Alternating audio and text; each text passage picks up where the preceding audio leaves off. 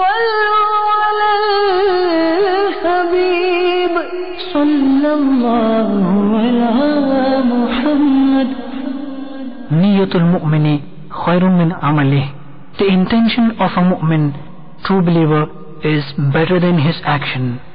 Before watching this program, please make good intentions in order to seek the pleasure of Allah Azza wa Jal and to gain lots of virtues.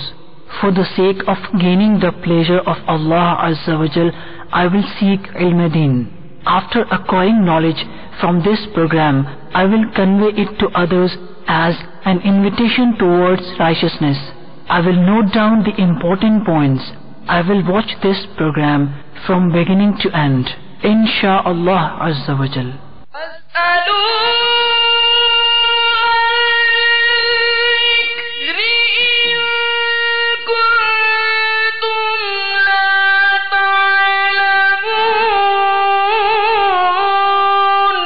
تو اے لوگو علم والوں سے پوچھو اگر تمہیں علم نہ ہو. الحمدللہ رب العالمین والصلاة والسلام علی سید المرسلین. اما بعد فاعوذ باللہ من الشیطان الرجیم. بسم اللہ الرحمن الرحیم. الصلاة والسلام علیک یا رسول اللہ وعلی آلک واصحابک یا حبیب اللہ. الصلاة والسلام علیک یا نبی اللہ وعلی آلک واصحابک یا نور اللہ. میرے پیارے اور محترم اسلامی بھائیوں اور مدنی چینل کے ناظرین، روزے کے احکام سے متعلق دارالفتہ اہل سنت کا سلسلہ لے کر ہم سب حاضر ہیں. انشاءاللہ آپ کی کالز ہوں گی، آپ کے سوالات ہوں گے. روزے کے حوالے سے بہت سارے سوالات ذہن میں آتے ہیں. اس سے پہلے کہ ہم سوالات کی طرف چلیں، انشاءاللہ درود پاک کی ایک بڑی پیاری فضیلت ہم انشاءاللہ سنتے ہیں. اللہ عز و جل کے محبوب دانائے غیوب منزہ عن العیوب صلی اللہ تعالی علیہ وسلم کا فرمان تقرب نشان ہے. بے شک بروز قیامت لوگوں میں سے میرے قریب تر وہ ہوگا جو مجھ پر سب سے زیادہ درود بھیجے. سبحان اللہ، کون نہیں چاہتا مدینے والے آقا علیہ الصلوۃ والسلام کے قریب، اور وہ بھی قیامت کے دن ہو جائے. درود پاک پڑھنا اپنا معمول بنائیے. دنیا بھر میں جہاں کہیں ہیں آئیے مل کر درود پاک کا نذرانہ پیش کرتے ہیں. صلو علی الحبیب صلی اللہ تعالی علی محمد صلی اللہ علیہ وسلم. حضور، روزے کے احکام یہ ہمارا ٹاپک ہے اور اس کے بہت سارے قوانین ہیں. تو سب سے پہلے تو یہ ارشاد فرمائے کہ قرآن پاک کی کن آیات کے ذریعے روزے کی فرضیت کے بارے میں ہمیں علم ملتا ہے.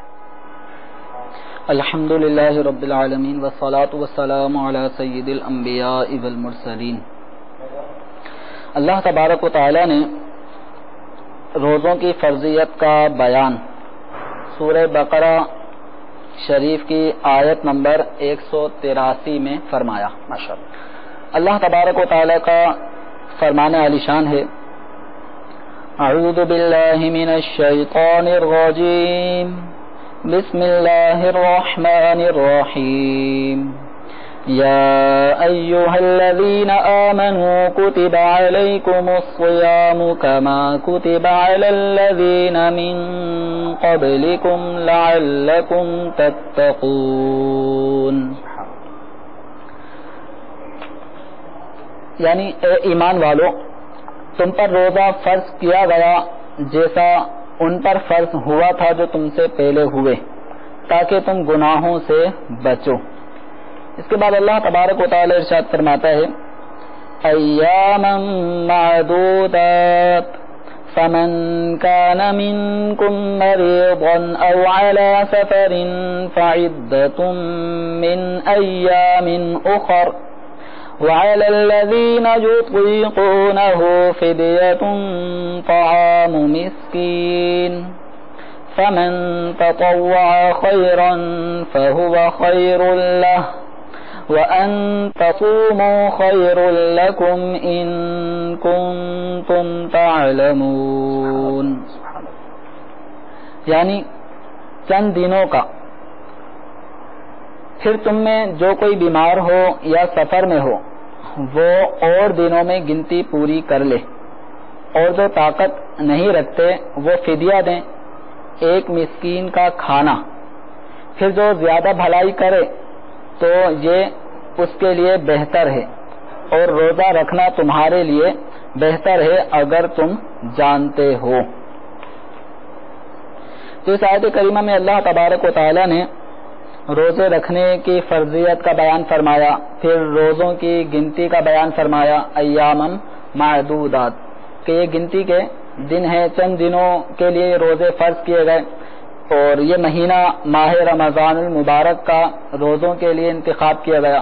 اللہ تبارک و تعالی نے اسی سے متصل فرمایا شہر رمضان الذی انزل فیہ القرآن ھدی للناس وبینات من الھدی والفرقان فمن شہد منکم الشہر فلیصمہ ومن كان مريضا أو على سفر فعدة من أيام أخر يريد الله بكم اليسر ولا يريد بكم العسر ولتكملوا العدة ولتكبروا الله على ما هداكم ولعلكم تشكرون۔ سبحان اللہ سبحان اللہ۔ یعنی ماہ رمضان جس میں قرآن اتارا گیا لوگوں کی ہدایت کو اور ہدایت اور حق و باطل میں جدائی بیان کرنے کے لیے، تو تم میں جو کوئی یہ مہینہ پائے تو اس کا روزہ رکھے،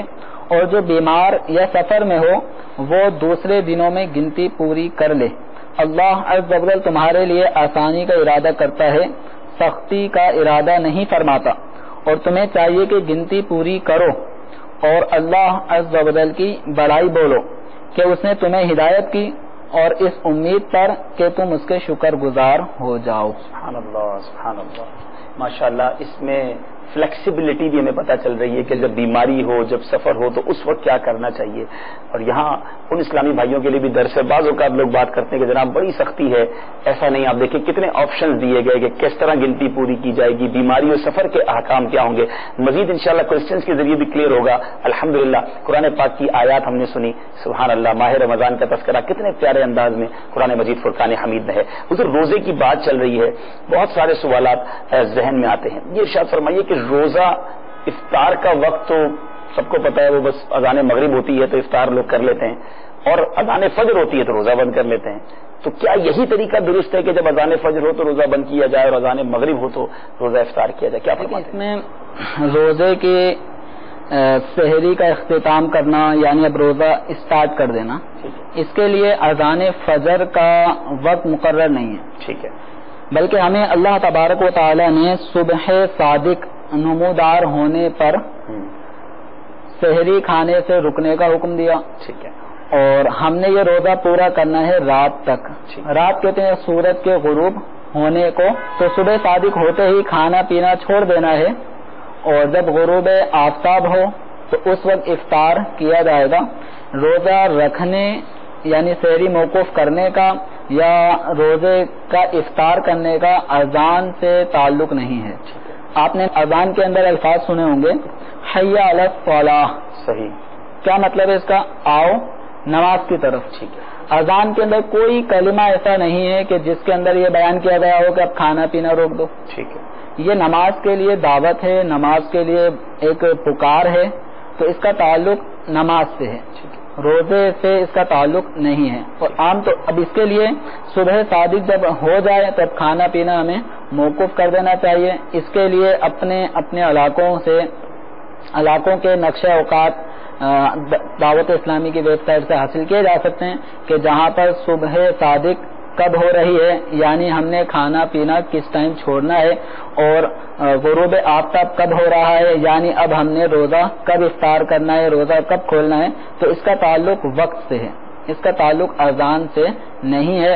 بعض اوقات یہ سننے کو ملتا ہے کہ ابھی فلاں مسجد کی اذان نہیں ہوئی، ابھی فلاں مسجد کی اذان نہیں ہوئی، تو یاد رکھیے کہ صبح صادق پر روزہ بند کیا جائے گا، اور اذان یہ فجر کی نماز کے لیے ہے، اور اب اذان ضروری نہیں ہے کہ صبح صادق ہوتے ہی فوراً ہو جائے۔ ٹھیک ہے، عام طور پہ رمضان المبارک میں بیشتر علاقہ جات میں یہ ہوتا ہے کہ صبح صادق ہوتے ہی کچھ منٹ کے وقفے سے اذان ہو جاتی ہے، تاکہ فجر کی نماز سحری میں لوگ اٹھے ہیں، تاکہ فجر کی نماز بھی باجماعت آسانی کے ساتھ پڑھ لیں۔ تو اذان کا تعلق روزے سے نہیں ہے، وہ نماز سے ہے۔ یہ بہت اہم رولنگ ہے میرے پیارے اسلام، بہت اہم مسئلہ ہے۔ بعض اوقات اذان کے انتظار میں سحری کو ڈیلے کیا جاتا ہے، سحری میں تاخیر کی جاتی ہے اور پھر روزہ ہی نہیں ہوتا، پورا دن بھوکا بھی رہے بندہ اور روزہ بھی نہ ہو، تو پلیز براہ کرم اپنے یہاں کے آپ ٹائم ٹیبل کو حاصل کر لیجئے، اپنی گھڑی کا وقت درست کر لیجئے، اور جب سحری کا وقت ختم ہونے والا ہے اس سے کچھ منٹ پہلے ہی فرض روزہ ہے نا، اپنے کھانے پینے سے فارغ ہو جائیے تاکہ کسی قسم کا پرابلم نہ ہو۔ اور اب تو دعوت اسلامی نے یہ مشکل بھی آسان کر دی ہے، دنیا میں کہیں بھی آپ ہمیں دیکھ رہے ہیں، لاکھوں لاکھ مقامات کے ٹائم ٹیبلز ہماری ویب سائٹ پر موجود ہے۔ جی ہاں، dawatIslami.net پر جائیے، پریئر ٹائمنگز کے آئیکن پہ کلک کیجئے اور دنیا میں جہاں موجود ہے اس شہر کا نام لکھیے اور اپنا ٹائم ٹیبل حاصل کر لیجئے اور رمضان اچھے انداز میں گزاریے۔ روزہ ضرور اپنے اس وقت ختم ہونے سے پہلے ہی کھانے پینے سے فارغ ہو کر آپ سحری کو ختم کر دیجئے۔ کالز کی طرف چلتے ہیں، دیکھتے کہاں سے اسلامی بھائی ہم سے کیا پوچھنا چاہتے ہیں۔ صلو علی الحبیب صلی اللہ تعالی علی محمد صلی اللہ علیہ وسلم۔ السلام علیکم ورحمۃ اللہ وبرکاتہ۔ السلام ورحمۃ اللہ وبرکاتہ۔ ابھی بھائی آپ کا یہ سلسلہ جو ہے بہت پسند ہے مجھے، اور میرا ایک سوال ہے کہ یہ سفر کے بارے میں جو روزے کے احکامات ہیں، پہلے تو گاڑیاں وغیرہ نہیں ہوا کرتی تھی اور کیا نام ہے لوگوں کو روزہ تو کرتے تھے، روزہ اس کو منع تھا، لیکن اب جب گاڑیاں دی ہے تو روزہ کے کیا احکام ہے، روزہ انسان رکھے یا نہ رکھے پھر بھی سفر میں؟ میرا یہ سوال آپ کو بہت مہربانی ہوگی آپ اس کا جواب دے دیں۔ السلام علیکم ورحمۃ اللہ۔ وعلیکم السلام ورحمۃ اللہ وبرکاتہ۔ بہت انٹرسٹنگ کوشچن ہے، اور یہ کوشچن کئی لوگوں کے ذہنوں میں پیدا ہوتا ہے کہ پہلے اونٹوں کا گھوڑوں کا سفر تھا اور 3 دن کی مسافت کا سفر کے بارے میں ہم سنتے ہیں، اب تو جہازوں کا ایئر کنڈیشن گاڑیوں کا دور ہے، وہ تکلیف نہیں ہے، تو کیا وہ سفر کے جو احکام ہیں، جو اجازت ہے، وہ اب بھی برقرار رہے گی یا ختم ہو جائے گی؟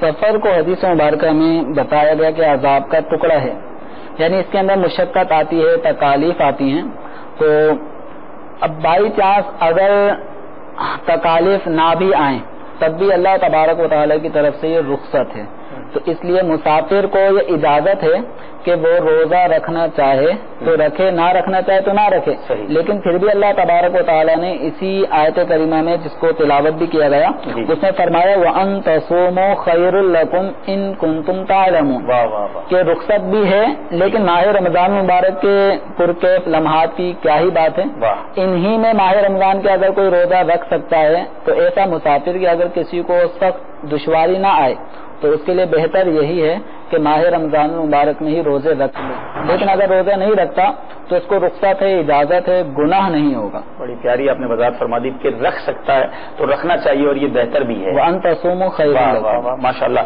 تو امید ہے کہ ہمارے اسلام بھائی جنہوں نے کال کی جواب بھی مل گیا ہوگا کہ رکھنا بہتر ہے لیکن رخصت پھر بھی دی گئی ہے، تو امید ہے کہ یہ کوشچن کلیئر ہو گیا ہوگا۔ حضور نارملی پیسٹ وغیرہ لوگ کرتے ہیں سحری میں، اور پورے دن میں بھی بعض اوقات کبھی ایسا ہوتا ہے کہ دانتوں سے خون نکل آتا ہے، تو اب اگر کسی کے رمضان میں مسواک کرتے ہوئے وضو کے دوران دانتوں سے خون نکل آیا تو اب روزے کا کیا حکم ہوگا؟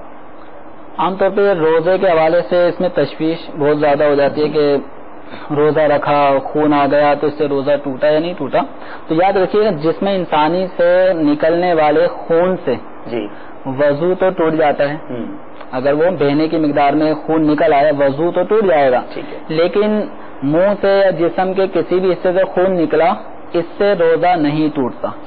اب منہ سے خون نکلا، اب نکلنے کے بعد اس وقت روزہ ٹوٹ سکتا ہے جبکہ یہ خون تھوک کے ذریعے شامل ہو کر یہ حلق سے نیچے اتر جائے، اس صورت میں روزہ اگر یہ خون حلق سے نیچے اتر گیا تو روزہ ٹوٹ جائے گا، اگر اس کا ذائقہ اس کا مزہ حلق میں محسوس ہو رہا ہے تو روزہ ٹوٹے گا، خون نکلنے سے روزہ نہیں ٹوٹتا۔ بڑی پیاری وضاحت ہو گئی کہ خون نکل رہا ہے اور اس کو اگر بندہ تھوک دیتا ہے یا کلی کر کے صاف کر دیتا ہے تو روزے پر کوئی امپیکٹ نہیں پڑے گا۔ امید ہے یہ بھی کوشچن کلیئر ہو گیا۔ ایک اور سوال ہمارے پاس موجود ہے حضور، آنکھوں میں بعض اوقات پرابلم ہو جاتی ہے، آئیز ڈراپس ہوتے ہیں، آنکھوں میں ڈراپس ڈالے جاتے ہیں، تو روزے میں یہ کنفیوژن ہوتی ہے کہ یہ آنکھوں میں جو قطرے ڈالے جا رہے ہیں اس سے روزے کے کیا احکام ہوں گے؟ آنکھوں میں جو ڈراپس ڈالے جاتے ہیں اس سے روزہ ٹوٹ جائے گا، ٹھیک ہے، تو ایسی صورت میں احتیاط کی جائے۔ اچھا، آنکھوں کے ڈراپ نہ ڈالے جائیں، آنکھیں روزے کی حالت میں ڈراپس نہ ڈالے جائیں، ٹھیک ہے۔ البتہ سرما اگر کسی نے آنکھوں میں لگایا تو سرما لگانے سے روزہ نہیں ٹوٹے گا۔ سرمے سے نہیں ٹوٹے گا مگر آنکھوں کے جو ڈراپس ڈالے جائیں گے اس سے عام طور پہ آپ کا بھی تجربہ ہوگا کہ آنکھوں میں ڈراپس ڈالے جاتے ہیں تو اس کی کڑواہٹ گلے میں محسوس ہوتی ہے، تو یہ آنکھوں میں ڈالی جانے والی دوا حلق سے اس کا جو منفذ ہے رستہ ہے، رگوں کے ذریعے یہ حلق میں اترتی ہے، ٹھیک ہے، تو اس کے ذریعے سے روزہ ٹوٹ جائے گا. اچھا اگر کوئی سرما لگاتا ہے، اب آپ نے کہا کہ آنکھوں میں ڈراپ ڈالے جاتے ہیں تو گلے میں اس کا ذائقہ بعض اوقات آتا ہے، سرما لگاتا ہے اور اگر تھوک میں سرمے کا رنگ ظاہر ہو جائے تو پھر اب کیا حکم ہے؟ اس بارے میں حکم یہ ہے کہ روزہ نہیں ٹوٹے گا، کیونکہ روزے کی حالت میں سرما لگانا یہ ثابت ہے اور اس کی اجازت ہے اگر لگا سکتے. ٹھیک ہے، امید ہے کہ یہ رولنگز بھی یہ بھی ہم نے آج شرعی مسئلہ سیکھ لیا. کالز کی طرف چلتے ہیں، دیکھتے ہیں کہاں سے اسلامی بھائی ہم سے کیا پوچھنا چاہتے ہیں. صلو علی الحبیب صلی اللہ تعالی علی محمد صلی اللہ علیہ وسلم.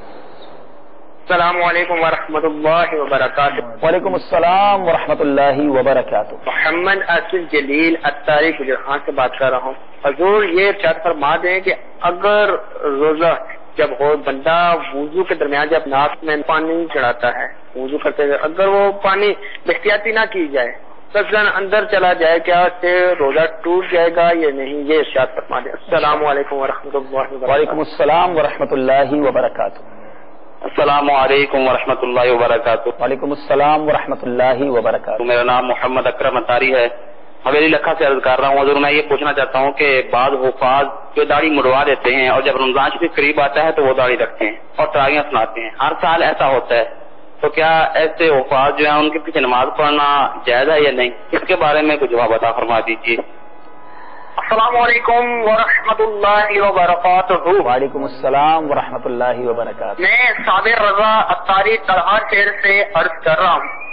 حضور میرا سوال یہ ہے، روزے میں آدمی نہا سکتا ہے؟ ہم اس کا جواب عنایت فرمائیں.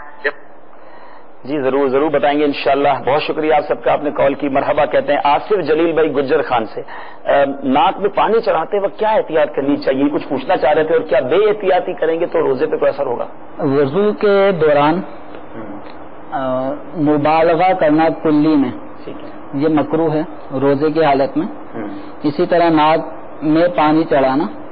اب اس کے اندر یہ ہے کہ وضو میں پہلے تو کلی کا مبالغہ، یہ تو پہلی بات سن رہے ہیں. مجھے باتوں میں مبالغہ تو سنا تھا، پہلے تو اس کی وجہ کلی میں مبالغہ سے مراد ہے کہ ایک زیادتی کرنا. کلی عام طور پہ منہ میں پانی ڈال کے پھینک دیتے ہیں پانی. اس میں مبالغہ یہ ہے کہ منہ کے اندر پانی بھر کے ہر زاویے سے ہر جگہ پانی پہنچانا. منہ میں رکھا پانی، اس میں پانی چلاتے رہیں اور جو کچھ دانتوں کے ذریعے سے میل کچلنے کے لیے وہ پھینک دیا جائے. اور اس کے اندر جو مبالغہ ہے وہ یہ ہے کہ پورا منہ بھر لیا. صحیح ہے، پورا منہ بھر لیا. اب بھرنے کی صورت میں ذرا سا بھی سانس رکنے یا کوئی بھی صورت ہو سکتی ہے جس سے پانی حلق سے نیچے اتر سکتا ہے. رسکی ہو گیا. اس طرح رسکی حالت میں کلی کرنا یہ مکروہ ہے. اس میں احتیاط کریں، پورا منہ نہ بھریں. اسی طرح ناک کے اندر جب پانی ڈالا جائے گا وضو کے دوران تو اس میں بھی مبالغہ منع ہے. مبالغہ یہ ہے کہ ناک کی جڑ تک پانی پہنچانے کی کوشش کی جائے. ٹھیک ہے. تو روزے کی حالت میں ناک میں بھی پانی ڈالا جائے گا، لیکن ناک کی جڑ تک پانی پہنچانا یہ منع ہے. ناک کی ہڈی جو سخت ہے وہاں تک تو پہنچایا جائے گا، ناک کی جڑ تک یہ پہنچانا روزہ نہ ہو تو سنت ہے، اور روزے کی حالت میں یہ مکروہ ہے. اس میں ڈر ہے اس بات کا کہ اگر زیادہ چڑھانے کی حالت میں دماغ تک پانی پہنچ گیا تو روزہ ٹوٹ جائے گا. تو یہ احتیاط کرنی ضروری ہے. امید ہے کہ ہمارے اسلامی بھائی جو آصف جلیل بھائی تھے ان کو جواب مل گیا ہوگا. اکرم اتاری بھائی حویلی لکھا سے تھے، حفاظ کے بارے میں کوشچن تھا اور بڑا ٹپیکل کوشچن تھا، آپ کیا فرماتے ہیں ان کے بارے میں؟ لیکن اس میں داڑھی رکھنا شرعاً یہ جب سے داڑھی آ گئی اس وقت سے یا ایک مٹھی تک داڑھی رکھنا یہ واجب ہے. ٹھیک ہے. اس کا تعلق نماز سے نہیں ہے یا امام سے نہیں ہے یا تراویح پڑھانے والے قاری صاحب سے نہیں ہے. ٹھیک ہے. یہ ہر ایک مسلمان عاقل بالغ پر یہ واجب ہے. تو اب جو عام طور پہ دیکھنے کو ملتا ہے کہ جب رمضان قریب آنے لگتے ہیں تو رجب شعبان سے ہی داڑھی منڈانے کا یا کتروانے کا سلسلہ چھوڑ دیتے ہیں، اور پھر یہ رمضان مبارک تک کچھ بڑی ہو جاتی ہے، تراویح پڑھاتے ہیں. تراویح پڑھانے کے بعد عید بھی پتہ نہیں داڑھی میں ہوتی ہے یا نہیں ہوتی، رمضان جاتے ہی یہ داڑھی کی بہاریں بھی چلے جاتی ہیں. تو یہ عام طور پہ کچھ لوگوں نے حفاظ نے یہ شاید سمجھ لیا ہے کہ داڑھی جو وہ تراویح کے لیے ہے. داڑھی تراویح کے لیے نہیں ہے، داڑھی ایک مستقل واجب ہے. یہ تراویح پڑھیں نہ پڑھیں، آپ امامت کریں نہ کریں، نماز آپ پڑھ رہے ہیں یا نہیں پڑھ رہے، داڑھی ایک مستقل واجب ہے. صحیح. تو اگر اس کا ترک کریں گے تو یہ جائز نہیں ہوگا. اب سوال یہ کیا گیا کہ ایسے حفاظ کے پیچھے تراویح پڑھنا. جی. تو اگر کوئی حافظ صاحب اگر تراویح سے رمضان سے پہلے داڑھی منڈاتے رہے اور اچھے قاری صاحب ہیں، بقیہ ساری شرائط امامت کی پائی جاتی ہیں، داڑھی رکھنا واجب تھا، اس کی وجہ سے فاسق ہو رہے تھے، لیکن اس دفعہ انہوں نے سچی توبہ کر لی جی کہ اب میں نے میں حیات یہ مستقل نیت کر لیا کہ اب کبھی داڑھی نہیں منڈاؤں گا یا ایک مٹھی سے کم نہیں کروں گا. اگر انہوں نے سچی توبہ کر لیے، اس کا اظہار بھی انہوں نے کر دیا نمازیوں کے سامنے، تو اب ان کے پیچھے نماز پڑھ سکتے ہیں. ٹھیک ہے. لیکن اگر کسی صاحب کی یہ عادت معلوم ہے کہ برسہ برس سے یہ سلسلہ چل رہا ہے کہ آتے ہیں رمضان سے پہلے داڑھی بڑھا لیتے ہیں، تراویح پڑھانے کے بعد پھر یہ اگلے سال کے لیے داڑھی ان کے چہرے پہ نظر نہیں آتی، تو اگر ایسا کسی کی روٹین میں شامل ہے اور وہ توبہ کا بھی اظہار نہیں کرتا تو ایسے کے پیچھے تراویح نہیں پڑھی جائے گی. امید ہے کہ حافظ صاحبان کے لیے بھی مدنی پھول ہوں گے اور ہمارے نمازیوں کے لیے بھی ہوں گے. ظاہر ہے صرف امام کے لیے داڑھی نہیں ہے، یہ بھی یاد رکھیں. سوال پوچھنے والے بعض اوقات یہ سوال تو ضرور کرتے ہیں ایسے امام کے پیچھے نماز پڑھنا کیسا. یقیناً اس کی کچھ رولنگز ہیں، لیکن مقتدی کو بھی داڑھی رکھنی ہے. ہم سب آقا کے غلام ہیں اور یہ ہم سب پر واجب ہے، اور یہ اتنی پیاری سنت ہے کہ جس کے چہرے پر داڑھی ہے اس کا ثواب جاری ہے. آپ کوئی بھی کام کر رہے ہو لیکن داڑھی کا ثواب انشاءاللہ امید اللہ کی رحمت سے ملتا رہے گا، اور یہ سنت تو قبر میں بھی ساتھ جائے گی. ایک اور سوال تھا، صابر بھائی طلحہ شہر سے تھے، روزے میں کیا نہایا جا سکتا ہے؟ روزے کی حالت میں نہانے میں کوئی مذائقہ نہیں ہے، نہا سکتے ہیں، نہانے سے روزہ نہیں ٹوٹتا. ٹھیک ہے. کالز کی طرف چلتے ہیں، دیکھتے ہیں اور کیا سوال ہے ہمارے لیے. صلو علی الحبیب صلی اللہ تعالی علی محمد صلی اللہ علیہ وسلم. السلام علیکم. وعلیکم السلام ورحمۃ اللہ وبرکاتہ. سر میرا سوال ہے کہ ہم لوگ رات کے ٹائم پہ کام کرتے ہیں اور کتنے بجے سے کتنے بجے تک ہم لوگ روزہ رکھ سکتے ہیں؟ السلام علیکم ورحمۃ اللہ. ٹھیک ہے.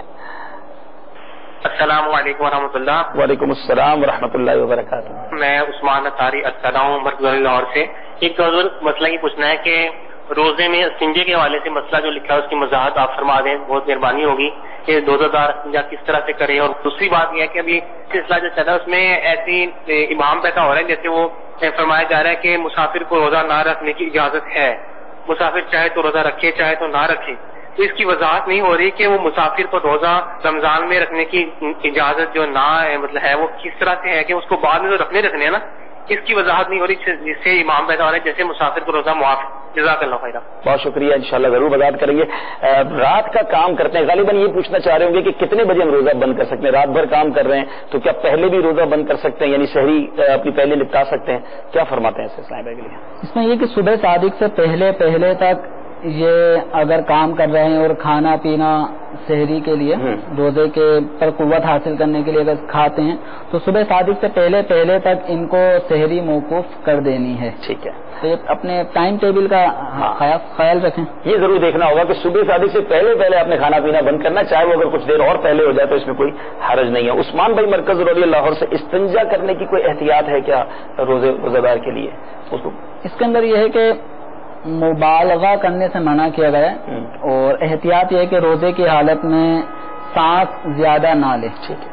جب استنجا کر رہا ہوں اور تھوڑا سمٹ کے بیٹھے. ٹھیک ہے. زیادہ پھیل کے نہ بیٹھے کہ بعض اوقات پانی جو ہے وہ اس کے معدے تک پہنچ سکتا ہے جس سے روزہ ٹوٹ جائے گا. ٹھیک ہے. تو اس میں یہ کچھ احتیاط ضروری ہے، سانس زیادہ نہ لیا جائے جب استنجا کر رہے ہوں. اب مسافر کے بارے میں ان کا شاید مسکنسپشن یا کوئی کلیئرفیکیشن ذرا ہو جائے کہ کیا روزہ معاف ہے یا بعد میں رکھنا ہوگا؟ مسافر پر روزہ معاف نہیں ہے. قرآن پاک کی جو آیت کریمہ تلاوت کی تھی اس میں اللہ تبارک و تعالیٰ کا فرمان عالی شان ہے، فمن کان منکم مریضا او علی سفر فعدۃ من ایام اخر، یعنی کہ جو بیمار ہو یا سفر میں ہو وہ دوسرے دنوں میں گنتی پوری کر لے. تو مسافر کے لیے جو بات ہے کہ رمضان المبارک میں روزہ رکھنے نہ رکھنے کی اسے اجازت ہے، تو اس کا یہ مطلب نہیں ہے کہ اگر وہ ماہ رمضان میں روزہ نہیں رکھتا تو بعد میں بھی نہ رکھے. ایسا نہیں ہے, اس پر بھی روزے فرض ہیں. البتہ یہ آسانی کی گئی ہے کہ ابھی روزے نہ رکھنا چاہے تو نہ رکھے, بعد میں فعیدۃ من ایام اخر, بقیہ دنوں میں جتنے روزے سفر کی حالت میں چھوٹے ہیں ان کی قضا لازمی ہوگی, وہ کرنی ہی ہوگی.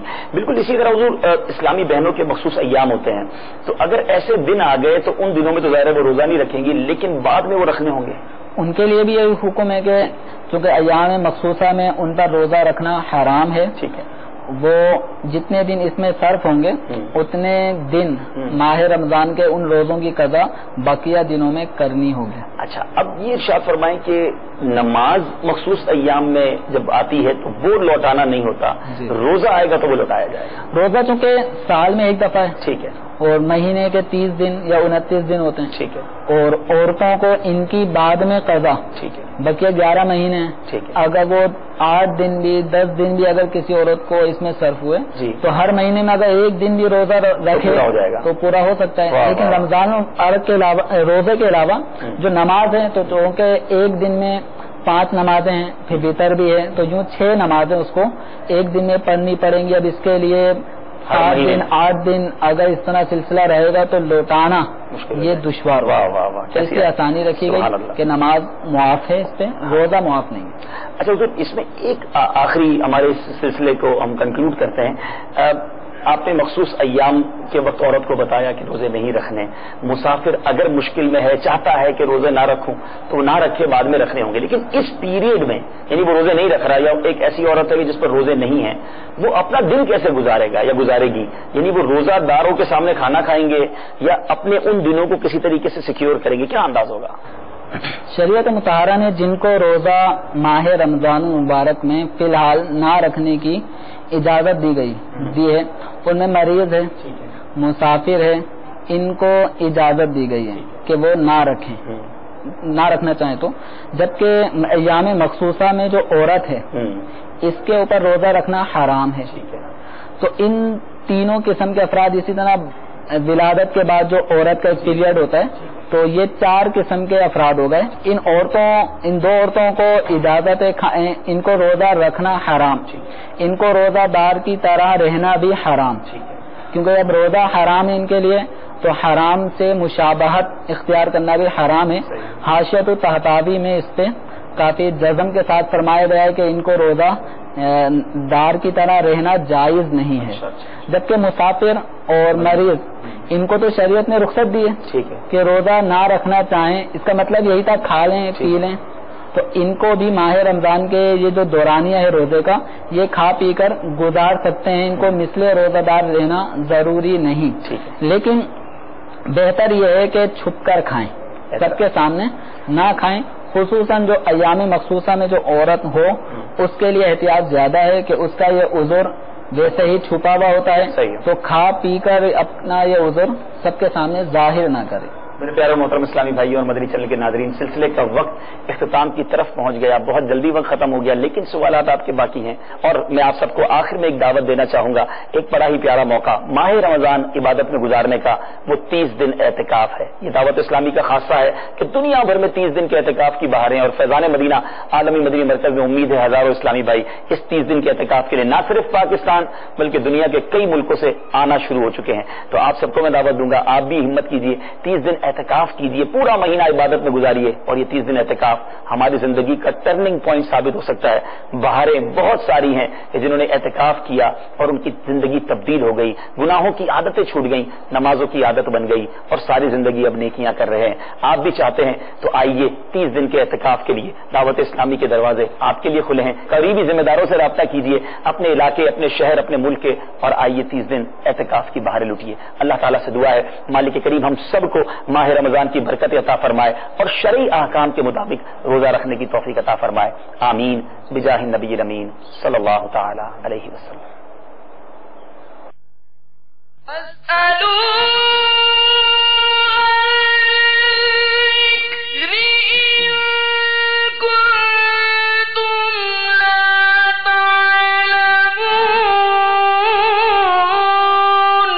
تو اے اے لوگو علم والوں سے پوچھو اگر تمہیں علم نہ ہو.